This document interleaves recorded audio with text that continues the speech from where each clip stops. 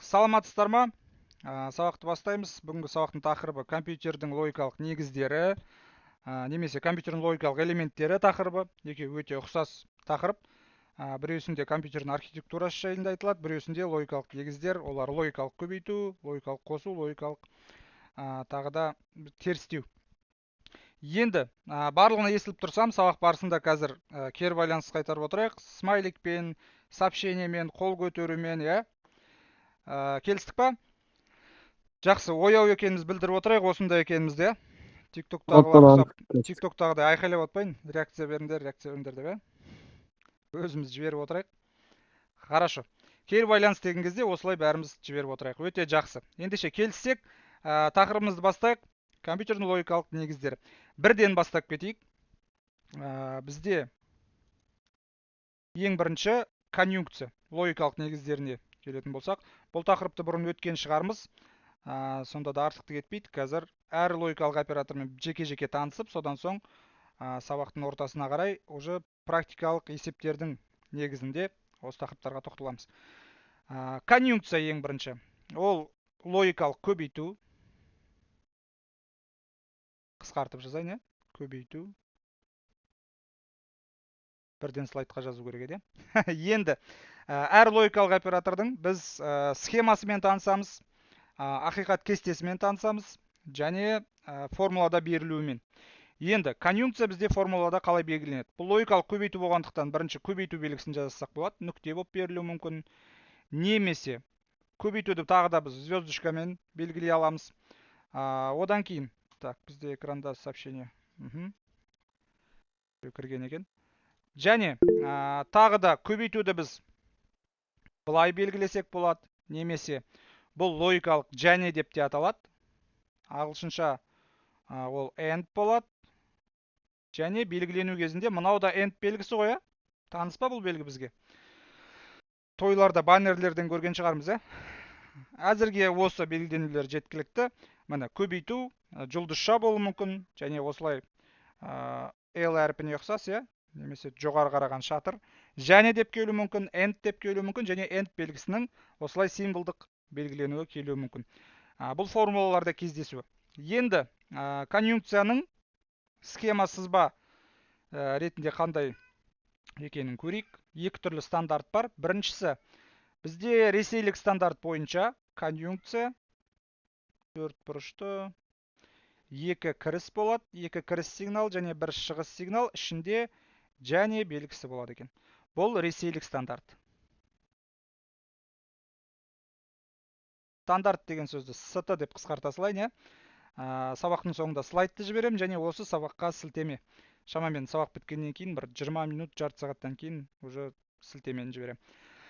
Ресейлік стандарт бойынша сызбасы осы, және енді ASCII стандарты, яғни америкалық стандартта конъюнкция былай тік келеді, және алды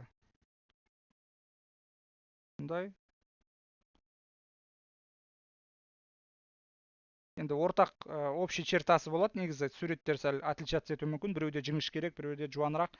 Жаттап алуға тиісті нәрсе ол мынау сызықтың тік болуы.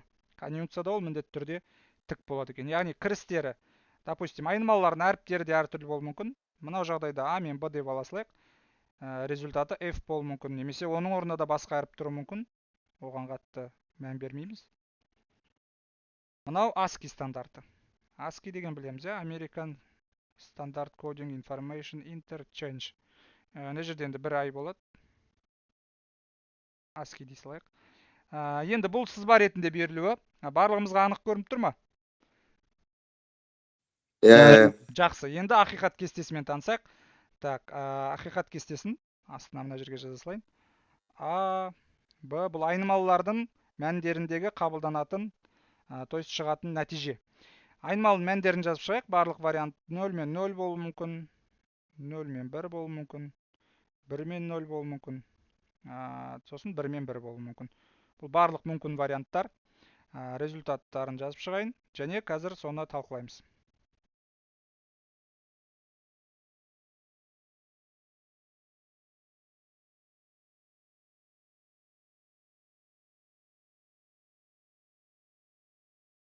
әдемілік үшін мәшін сыза салайық. Негізі түсінікті ғой уже қайсысы қалай бөлініп тұрғаны. Енді логикалық көбейту туралы біз тағы да не білуіміз керек? Мына жүрсем линия толық өшіп қалатын шығар. Иә, толық өшіп қалады екен. Не білуіміз керек тағы да? Бізде логикалық көбейтуде, егер кестеде заңдылықты байқасақ, 0 мен 0-ді көбейтсек, результат 0 болады, иә? 0 мен 1-ді көбейтсек 0, 1 мен 0, 0, 1-ге 1-ді көбейтсе 1, иә? Ақиқат кестесін осылай анықтайды екенбіз. Демек, конъюнкция бұл логикалық көбейту. Енді жалпы логикалық операциялардың негіздерін мен түсіндірген жоқпын. Сол үшін бір бұрышына соңында түсіндіріп өтейін. Бізде бұл схема түрінде берілгеніне тоқталатын болсақ, екі кіріс болады конъюнкцияда. Және мынау операция, яғни блок сызба орындалғаннан соң нәтижесі шығады. Бұл жерде бұл айнымалылардың қабылдайтын мәндері 0 және 1. 0 деген бізде false немесе жалған. Немесе сигнал жоқ деп те қабылданады. Біз алдында биттер туралы өткен шығармыз, осы топ оны точно өтті. Сол кезде биттің анықтамасында біз білетініміз, ол екі түрлі мән қабылдайтын, 0 және 1. Сол бит деп аталады. 0 деген жалған немесе false немесе сигнал жоқ дегенді білдіреді. 1 деген ақиқат немесе true және сигнал бар дегенді білдіреді екен. Бұның нақты қай жерде қалай қолданылатынын запись жүргізіліп жатыр. Запись соңында сілтемені жіберем. Енді мен сомневаться еткізіп жібердіңдер ғой, бір тексере салайын сонда да. Запись жүріп жатыр. Енді бұл жерде бұл сызбалардың микросхема түрінде қалай орналасатыны, ол пайкіленген кезде қалай жалғанатыны, жалпы іш құрылысын бізге біліп керек емес. Бізге ұбт тапсыру үшін қажетті ақпарат осы қазір тақтада пайда болады. Одан артық бізге біліп керек емес. Және бірнеше ұбт сұрақтарынан алдыңғы жылғы, оның алдыңғы жылғы ұбт сұрақтары бар, үлгілік нұсқалар бар. Солардың мысалында осы логикалық операцияларға қатысты тапсырмаларды шешіп көреміз. Және бізге тағы да айтам, түп тамырына жетіп қажет емес. Және де любой тақырыпта біз байқасақ, даже Pythonның өзінде біз Pythonды 100%-ға білуге міндетті емеспіз. Python ол өте үлкен бағдарламалау тілі. Бізге соның ұбт-да келетін тақырыптарын ғана, және оның ішінде соның где-то бір 6-7%-ын ғана біз білеміз. Ол бізге ұбт-ға жеткілікті. Себебі мектеп бағдарламасында бары сол. Бұл жерде де дәл солай, тек керегін ғана үйренеміз. Енді артық нәрсемен басымызды ауыртпаймыз. Түсініп көруге тырысайық. Мен де түсіндіріп көруге тырысайын. Бұл жерде 0 мен 1 false true егер түсінікті болатын болса, енді осыдан конъюнкцияның анықтамасы шығады. Яғни конъюнкцияда шығыста сигнал болу үшін немесе нәтижесі ақиқат болу үшін мынау екі кіріске де ақиқат кіру керек, немесе сигнал кіру керек. Ақиқат кестесіне қарап ол түсінікті шығар. Себебі бұл жерде бір шығу үшін, яғни шығыста сигнал болу үшін, екі кіріске де сигнал берілуі керек екен. Осы бізде конъюнкцияның анықтамасы. Конъюнкция логикалық оператор жайында сұрақ бар ма? Жоқ. Тақтада тұрған ақпараттан егер бірдеңе түсінбесек. Жақсы. Бағана айтқандай кері байланыс білдіріп отырайық. Сұрақ жоқ, ары қарай жылжимыз десек, бәріміз бірге реакция, смайлик. Бір TikTok-тың эфирінде отқандай болды ма? Қайта реакция сұрағы. Подарок сұрап. Так, ары қарай. Дизъюнкция. Дизъюнкция бізде логикалық қосу.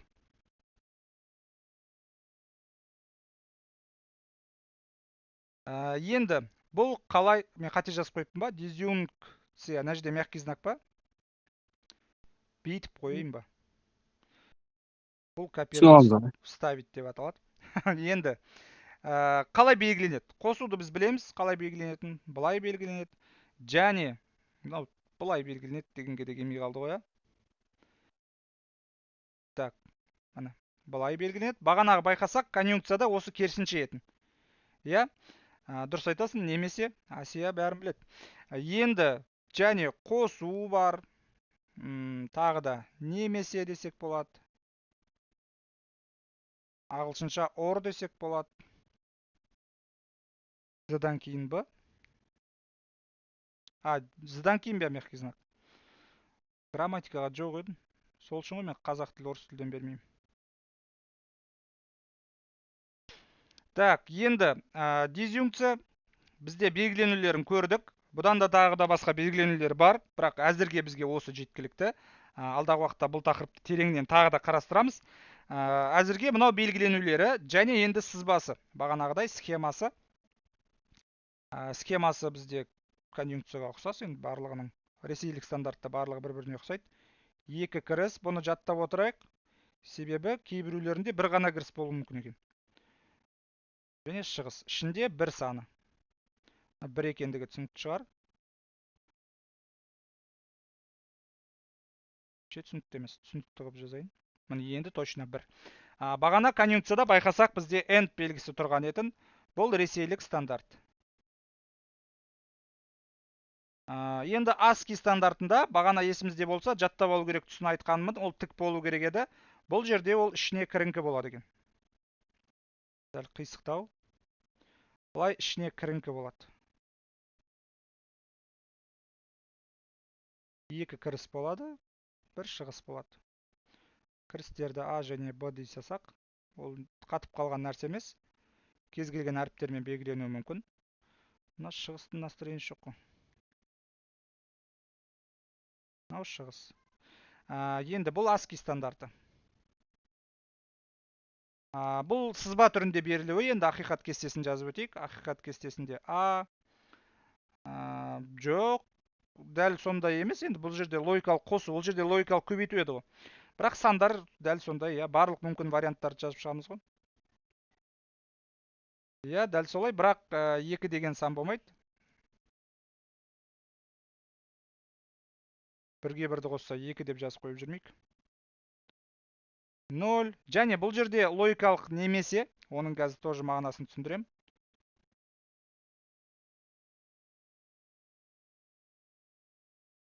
Не деген түп түзу сызықтар, Бұл жерде әдемілік маңызды емес.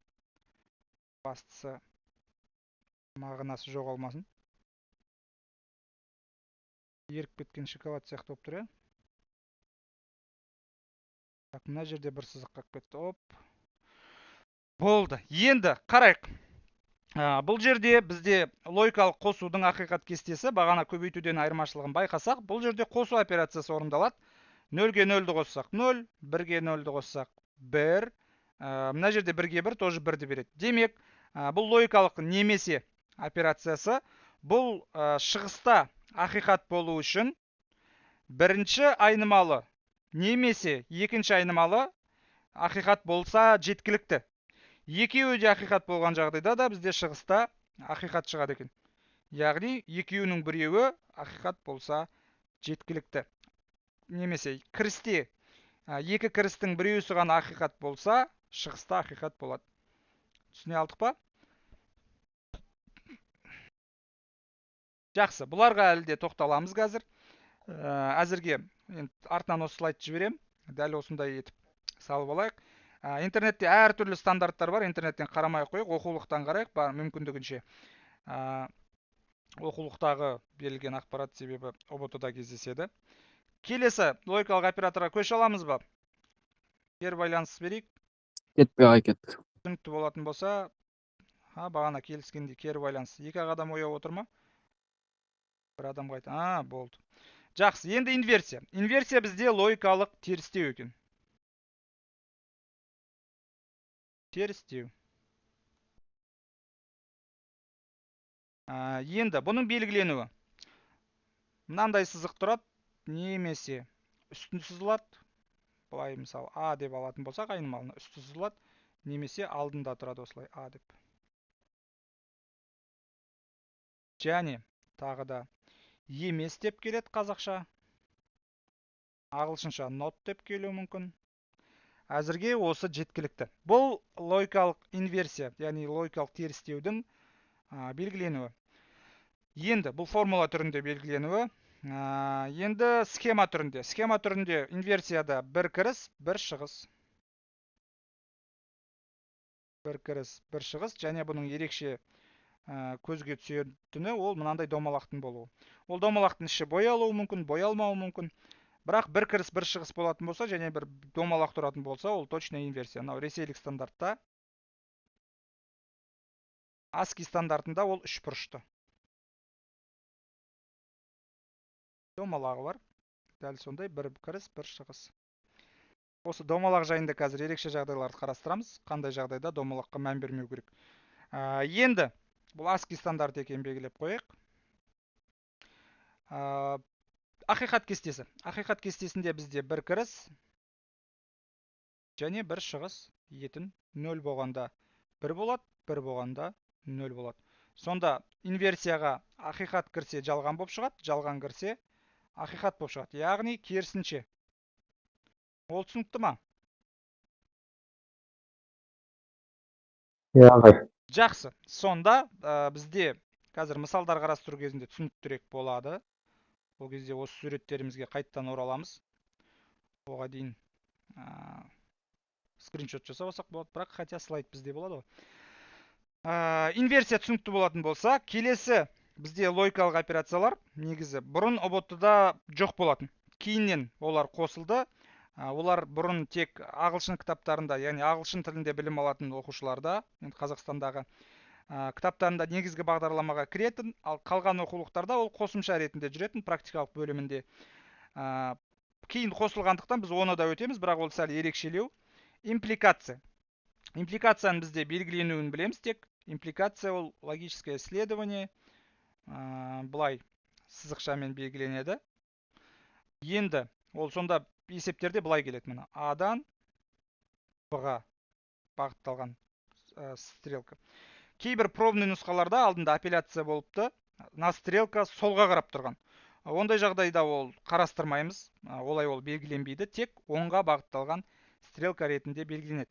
Енді оның ақиқат кестесін жазайық. Біз белгіленуімен ақиқат кестесін ғана өтеміз импликацияның. Одан артық бізге біліп керек емес. А және Б, F. F-тің орнына біз былай жазсақ болады. Мынаны жазып қойсақ болады F-тің орнына. Себебі ақиқат кестелерінде көбінде осылай келеді. Енді барлық мүмкін варианттарды жазып шығайық. 0 мен 0 болуы мүмкін, 0 мен 1, 1 мен 0 және 2, 1 болуы мүмкін екен. Енді результаттары. 0, жоқ, 1, мына жағдайда 1, тек бірақ жағдайда ол жалған болады екен. Ұзақ оны әдемелеп түзу сызу уақыт алмай қойын. Бізде әлі қарайтын есептер көп. Ол үшін біздің стрелкаларымыз балына. Бастысы керекті ақпаратты жауып тұрған жоқ. Енді импликация бізде тек бірақ жағдайда жалған болады екен байқасақ. Оны жаттап алу өте оңай. Бұл логическое исследование және анықтамасында айтады. Бірақ жағдайда ол жалған болады, когда из истины следует ложь дейді орысша кітапта. Немесе ақиқаттан жалғанға бағытталған жағдайда ғана бізде импликация жалған болады екен. Түсіндік па? Тек бірақ жағдайда. Бұл схема түрінде бізге келмейді. То есть сызба ретінде. Бұл тек бізге формула ретінде келуі мүмкін. Оның мәндері берілуі мүмкін. Мәндері енді біз білгетіндей былай беріледі осында. 1 болуы мүмкін, 0 болуы мүмкін, немесе мынаның орнына true false болуы мүмкін, ақиқат жалған болуы мүмкін. Біз қазір есептер қарастыру барысында оның барлығын түсінеміз. Осы бойынша сұрақ бар ма? Ары қарай жылжи аламыз ба? Кері байланыс берейік. Жақсы, осылай смайлик, реакция, қол көтеру, кері байланыс. Жақсы. Бәріміз ояу екенбіз. Енді эквиваленттіліктің белгіленуі. Эквиваленттілік бізде екі жаққа бағытталған стрелкамен белгіленеді. Мынау түсініксіз шығар. Екі жаққа бағытталған стрелка немесе біз білетін тең белгісі артық сызығымен. Осылай белгіленеді. Мынау екі белгілену түрі эквиваленттіліктің. Енді бұның да тек біз ақиқат кестесін өтеміз. А, Б, F және 3 вариантын қарастырайық. Екеуі де 0 болған жағдайда. Біреу ақиқат, біреу жалған болған жағдайда, керісінше және екеуі де ақиқат болған жағдайда. Бұда эквиваленттілік деген сөз бізге таныш шығар. Химиядан, физикадан өткен шығармыз. Тең дегенді білдіреді. Бірдей немесе тең дегенді білдіреді. Бұл логикалық операцияда бізде ақиқат шығу үшін екі айнымалымызда бірдей мәнге ие болса ақиқат шығады екен. яғни мына екеуі эквивалентті болса, тең болса, бірдей болса, ақиқат. Мына жерде де ақиқат, қалған жағдайларда ол жалған екен. Яғни тесттерде берілуі былай беріледі ғой сонда. Екі жаққа бағытталған стрелкамен немесе былай берілуі мүмкін. Ол түсінікті ма? Сұрақ бар ма? Сұрақ жоқ. Жақсы, сұрақ жоқ болатын болса, мынаны өте тез әдемі қылып сызып шығайын, түп-түз болып. Линейкамен істеймін ба, не істеймін да? Так, бұл енді слайд сақталады ғой, сол кезде кішкене түсініктірек болсын. Қарағанға приятный, түп-түз болып тұр. Хорошо, ары қарай жылжайық. Енді кейбір жағдайларды қарастырып көрейік. Біз шатасатын жағдай, көбісі шатасатын жағдай. Мысалға, біз бағана айттық, конъюнкцияны былай беріледі дедік. Ішінде end белгісі болады дедік. Міне A, B, F дедік. Ал инверсияны бір кіріс, бір шығыс дедік. Бір кіріс, бір шығыс, және мынандай домалағы болады дедік. Ал егер бізде конъюнкцияда мынандай домалақ болатын болса, демек, бұның бастапқында негізі белгіленуі былай ғой, мынау схеманың формула түрінде жазылуы А былай жазсақ болады, мысалы, көбейту Б етін, е? Егер осыда мынандай нүкте тұратын болса, демек бұл А мен Б-ның көбейтіндісінің инверсиясы болады екен. Яғни, мынау көбейтіндіден шыққан мән терістеледі. Допустим, мысал ретінде қарап көрейік. Мысалы, мынау А-мыз біздің 1 болса, мысалы, бұлай қарастырып көрейік. А тең 1-ге, Б тең 0 болса, яғни А ақиқат, Б жалған болса, результатында конъюнкциядан не шығады бізде? 0. 0, Жалған. яғни жалған шығады, бірақ мынау нүкте, немесе мынау сызық инверсияның арқасында ол жалған бізге ақиқат болып келеді екен. Яғни 1 немесе 1 болады. Түсіндік па? Бұл кейбір жағдайлар. Мынандай нүкте көрсек, немесе шеңбер көрсек, демек оның формуласы мынадай. Мына шеңбер болмайтын болса, мына үстіндегі сызық болмайды, және көбейтіндінің мәні ғана шығады. Бізде ол терістелмейді екен. Дәл осылай бізде дизъюнкция үшін де бар. Мына бізде инверсия. Дизъюнкция үшін де тура осылай сызба бар. Мысалы, мынау дизъюнкция болатын болса, және мына жерде мынандай домалақ тұратын болса, демек ол А мен Б-ның қосындысының инверсиясы. Бұны енді басқаша да беруге болады. А қосу Б жақшаның ішіне алып, алдына мынандай белгі қойсақ та, А мен Б-ның қосындысының инверсиясы болады екен. Бұл схема түрінде берілуі. Бұны жаттап алайық, бұл ерекше жағдайлар. Бұмен осыдан көбісі шатасады.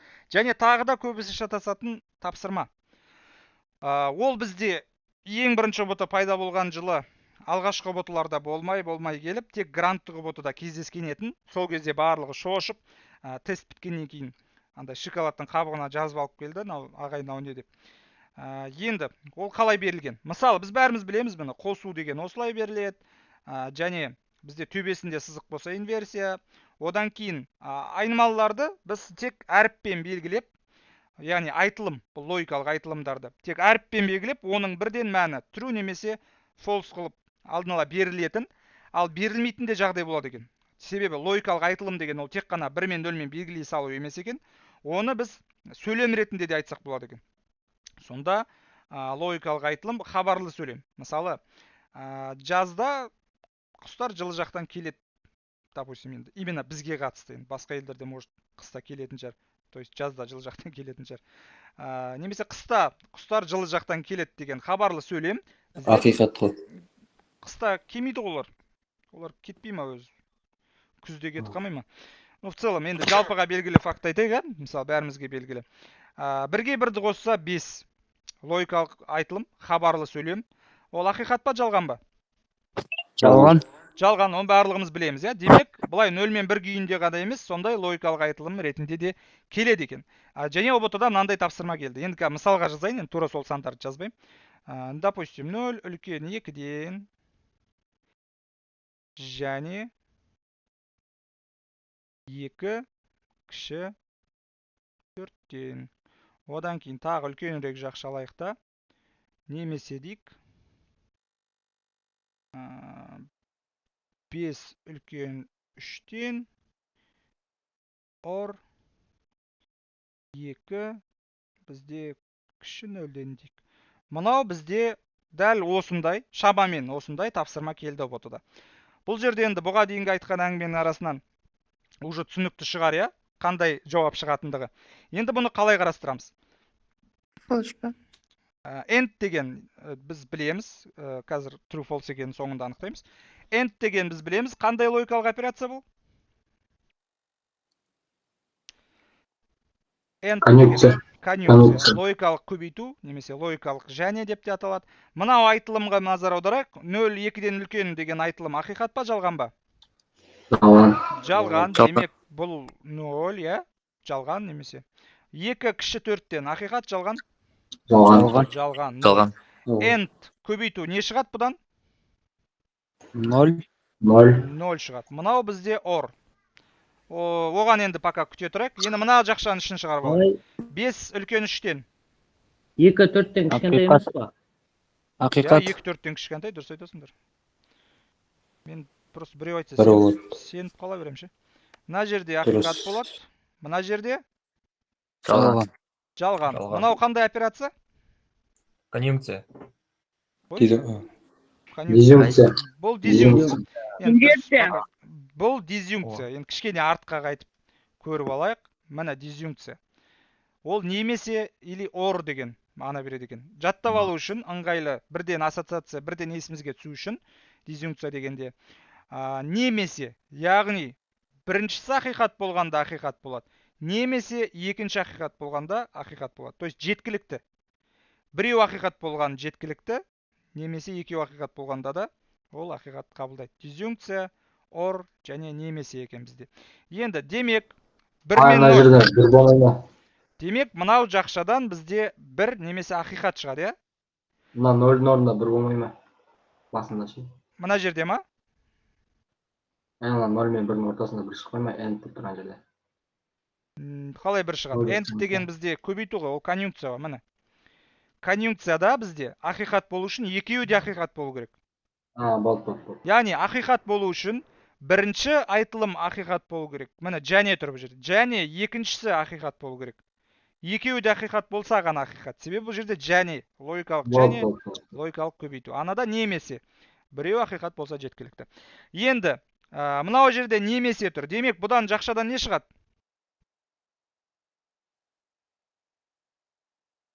Бір шығады. Бір шығады. Бір шығады. Немесе true деп жазсақ болады оны. Қазір былай жазайыншы.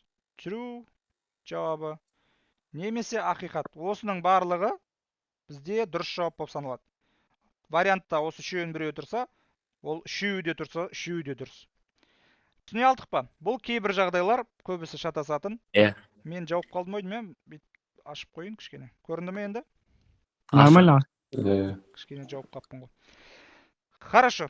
Егер барлығы түсінікті болатын болса, тағы да бір көрсетіп шығайын, содан кейін тест сұрақтарын қарауға кірісейік. Тағы да басынан бастап өте жылдан ойыны сұрақтарға кетіп қалдық қой. Конъюнкция, логикалық көбейту немесе логикалық және сөзін жаттап алайық, ақиқат болады, тек екі кіріске де сигнал берілгенде немесе екеуі де ақиқат болғанда. Одан кейін дизъюнкция, логикалық қосу, инверсия, логикалық терістеу, импликация мен эквиваленттікке әзірге есеп шығармаймыз. Нұсқа талдау кезінде мен қиынырақ есептерді осы екеуіне қатысты көрсетемін. Бүгін пока басымызды ауыртпайық. Бүгінге әзірге бұлармен тек танысып, слайдты алғаннан соң дәптерімізге жазып алайық. Алдағы уақытта осы тақырыптың күрделірек өткен кезде бұларды қосып есептер шығарамыз. Пока бірденге ауыр болады. Я? Кері байланыс берейік. Тестті бастай аламыз ба? Барлығымыз кері байланыс берейік. Реакция сөйлеу міндетті емес, сөйлесек те болады. Сообщение, сұрақтар. Хорошо. Реакция, сообщение жеткілікті кері байланыс үшін. Болды. Қол көтеріп те болады. Енді ең бірінші сұрақ. Сызбада көрсетілген логикалық функция немесе функциялар. Сызба осылай бір-біріне бірігіп беріледі екен. Бұлар каждый отдельно болмайды. Мына жерде мысалы жеке-жеке қарастырайық. Мынау екі айнымалы А мен Б. Соңында бізде результат шығып тұр. Б, мынау қандай операция? Инверсия. Бұл инверсия, дұрыс, нүктесіне қарап таныдық. Мынау Дизъюнкция ма? Дизъюнкция, иә, дұрыс айтасыңдар, өте жақсы. Міне, инверсия бізде бір кіріс, бір шығыс, және осы инверсиядан шыққан мән ол дизъюнкцияның бір кірісіне кіріп тұр екен, және аның айнымалысы бірден бір кіріске кіріп тұр екен. Бұл енді пока что оңай сұрақ. Бұл жерде жай ғана қандай операциялар берілген деп тұр функция. А варианты болады ма? Бұл жерде А варианты болмайды ау. Бұл жерде қараңдар, мысалы. Бұның инверсиясы беріліп тұр, иә? Бірінші жеке-жеке түрде болайық. Оған қараңдар, А-ның өзі қосылып тұр. Иә? Және жауабы F. Бұның инверсиясына А қосылып тұр. Бұл жерде бірнеше жауабы дұрыс. Басқаша бұны былай белгілеуге болады. Бұны былай белгілеуге болады. Қосу А деуге болады. Немесе қосудың орнына да басқаша қалай белгілесек болады? Немесе десек болады. Или былай белгілесек те болады, иә? Варианттар өте көп. Ау. Так, қарайық. Мынау сәйкес келе ма? А қосу Б төбесіне сызығы бар. Сәйкес келеді. Немесе дейді. А немесе Б-ның инверсиясы. Жоқ. Келеді ғой. Немесе ғой бізден ол. Келмейді. Келеді. С келмейді. С келмейді, дұрыс айтасыңдар. Көбейту тұр бұл жерде. Көбейту конъюнкция.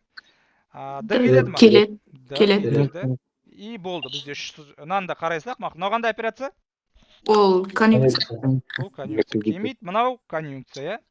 Түсінікті ма? Бұрын соңды бізге пробныйда осындай сұрақтар келіп пе еді? Келді. Жақсы, енді ары қарай жылжиық.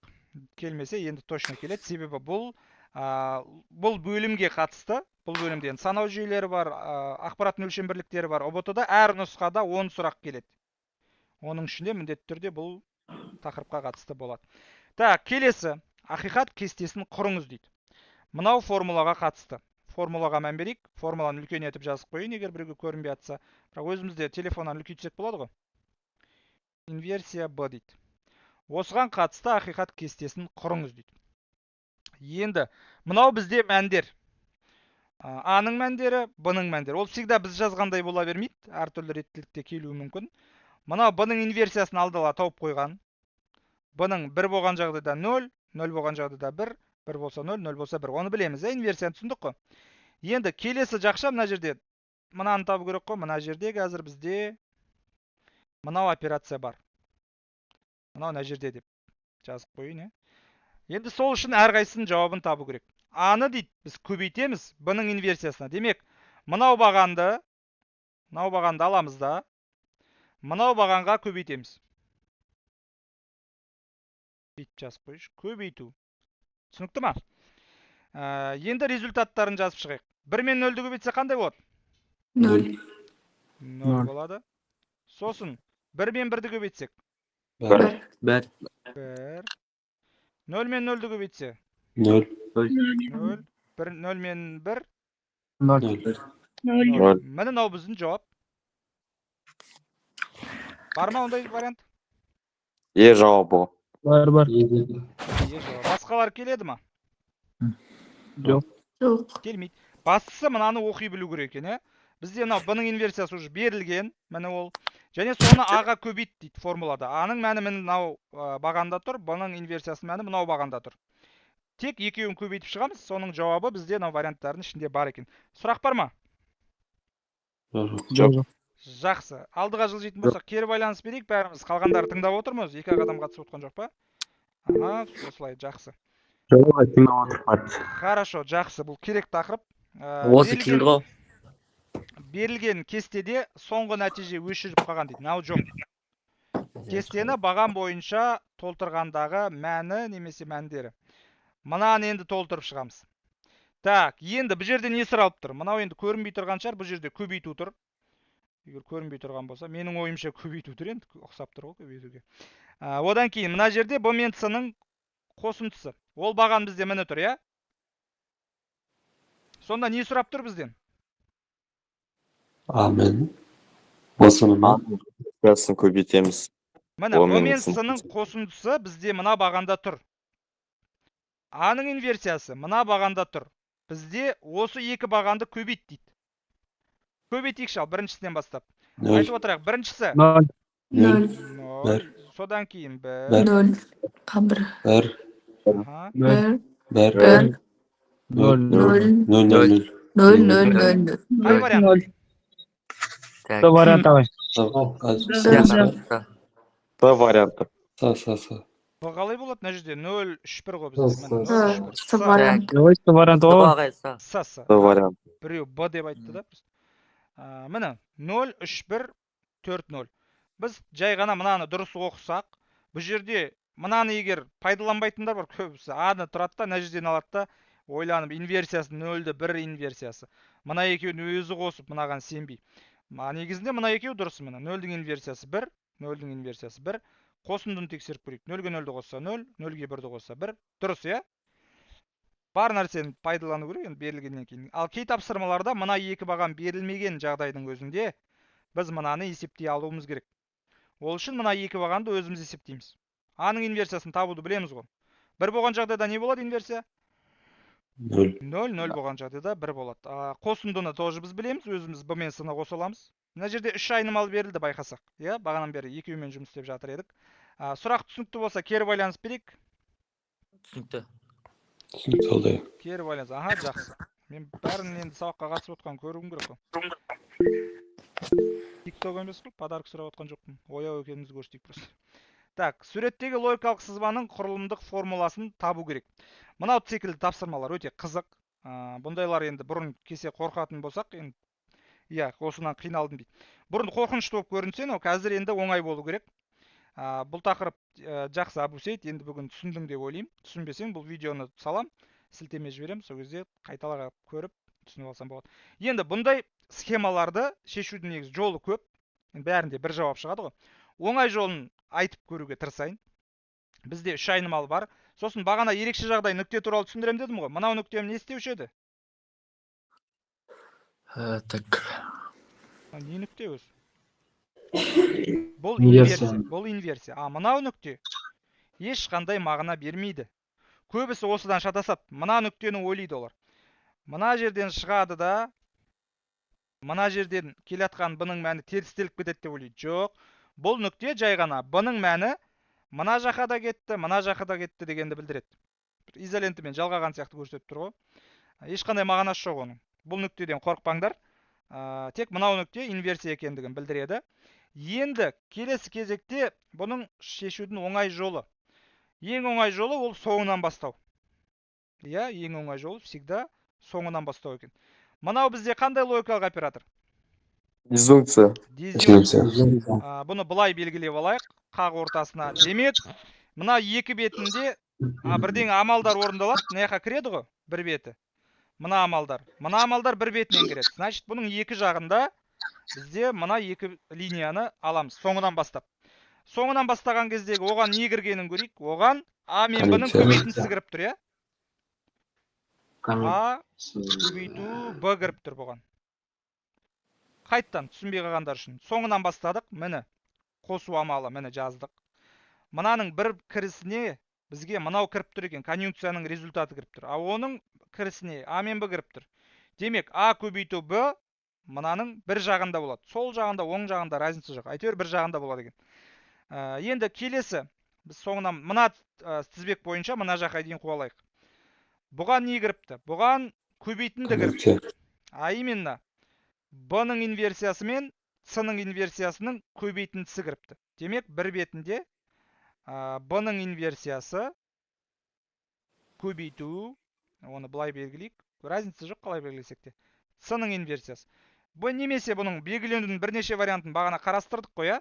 Демек, қай вариант ұқсап тұр бізде? А вариант. Мына А мен Б-ны көбейткен, қосқан. Мына инверсия ғой, иә? Мұнамен ешқандай айырмашылығы жоқ. Мынау да инверсия, мұнамен ешқандай айырмашылығы жоқ. Бұлар көбейтіліп тұр, келеді екен. А варианты. Мына жерде не қате? Қай жерде? Қайттан қосылып кеткен ғой. Бұл вариантында Көбейтіліп кеткен бе? көбейтіліп кеткен. С-ның қай жері қате? С-ның. Бұл мен С көбейтіліп тұр. Тек бағана терістеліп тұр ғой. Көбейту. Д-да не қате? Мына жерде Инверсия. мына жерде не қате? Екі қос. Көбейтіліп кеткен. Амен Қосылып кеткен. Амен Б, қосты. Амен Б бізге қосылмаған, Амен Б көбейтілген. Жаңа біреу сұрақ Evet. қойды, қайсысы бірінші орындалады деп. Орынды сұрақ. Сызба түрінде берілген кезде бұл жерде итак көрініп тұр. Қайсысынан шыққан нәрсе қайсысыған баратыны. Иә? Ал егер сызба түрінде берілмей, формула түрінде берілген жағдайда бұлардың реттілігін мен бағана жазбаппын. Кейбір жағдайларға жаза салайын, слайд берем, сол кезде көреміз. Ең бірінші бізде всегда, бұл енді приоритет бойынша, ең бірінші всегда инверсия орындалады. Екінші конъюнкция орындалады, яғни көбейту. Одан кейін Үшінші дизъюнкция, Дизенция. төртінші. Инверсия. Жоқ. ағай бірінші жақша орын алатын емес пе? Иә, бірақ енді бірінші жақша деп жазып қоймаймын ғой. Бұл операциялар жақшасыз берілген жағдайда. Ал жақша берілсе, иә, обязательно жақша бірінші орындалады. Мынау эквиваленттілік соңғы. Біз қандай ретпен өттік, сондай деп айтайын десем, біз басқа ретпен өткен екенбіз ғой. Мынау бізде приоритет. Реттілігі орындалу. Бәріне көрінді ма? Слайдты алған соң танысып алармыз. Так, кеттік ары қарай. Қазір ғана осы есепті қарастырдық. Енді бір есеп қарастыруға уақытымыз жетеді екен, әлі қарастырайық. Бізде негізі есеп көп. Бітпейді негізі. Қаншауын үлгереміз, соншасын қараймыз деген мақсатпен жинай бердім. Так, үш айнымалы берілген. Бұл жерде мынау қандай операция? Омен саны көбейту ма? Мынау Инверсия. Инверсия. бұл инверсия. Мына жерде осы инверсияға мына жерде қайсысы бірінші орындалады өзі? Омен са. Б мен С-ның көбейтілісі. Қосындысы. Конъюнкция бірінші орындалады. Бұл мен С қосылып тұрған жоқ. Көбейту орын Көбейту алады. орындалады. Көбейт. Дұрыс. Инверсия бірінші орындалады, оны уже орындап қойыпты. Одан кейін көбейту орындалады. Демек, мынау жақшамен мынаны көбейтіп аламыз. Сосын шыққан нәтижеге С-ны қосамыз. Енді біртіндеп Бір істеп шарт. көрейік, ә? Біртіндеп болғанда өзі, бірақ не ғой, есеп қой. Так, А-ның инверсиясы не болады? Бір. Бірдің инверсиясы 0 болады. Нөл болады. Мына жерде 0 болады екен. Енді осыған Б-ны көбейтейікші. 0-ге 1-ді көбейтсек. 0. Так, Да бар 0. Оған енді қоя тұр да асықпа. Оған С-ны қосамыз. 0-ге 1-ді қосса. Бір. Жауабы 1. Сонда қай вариант дұрыс болады? Бұл жерде бірнеше А вариант. А вариант. басқа А келмей варианты. ешқайсысы? Ақиқат жалған. Жалған В ақиқат. варианты. В варианты. F варианты. Жоқ, F ағай, F. Нөл F. жалған ғой бізде. Жалған ақиқат. F. Сосын S ағай. Сосын S. False true. Жоқ, Түсіне алдық па? Міне. F. Болды. А. 0 мен 1. Осы реттілікте, тура осы реттілікте. 0 деген міне жалған немесе false. 1 деген true немесе ақиқат. Түсіндік па? Не себепті осы үшеуі дұрыс болғандығын? Аха. Иә. Жақсы. Мына жерде бірінші көбейту орындалғандығын айтайық. Көрсетіп алайық. Бірінші міне А-ның инверсиясымен біз Б-ны көбейтіп алдық. Сосын барып осыған мынаны бірінші орындадық. Сосын барып Қостық па? осыған С-ны қостық. Кейін слайд қарағанда. Сұрақ бар ма? Жоқ. Жоқ, ағай. Мынау тапсырма бойынша сұрақ жоқ па? Жоқ. Жоқ. Жақсы. Так, соңғы тапсырма бүгіндікке мынаған үлгереміз бе өзі? Уақыт болып қапты уже, менде келесі Көрек ағай. F өрнегінің ақиқат кестесі фрагменті берілген, сәйкес келетін өрнекті анықтаңыз дейді. Мынау ақиқат кестесіне сәйкес келетін өрнек. Тура соңғы тапсырма келген кезде осындай ұзақ тапсырма болып кеткен қарасай. Мынаның енді шығару үшін, бұны енді өзіміз үйде қарайық осы тапсырманы, мен үй тапсырмасына берейін.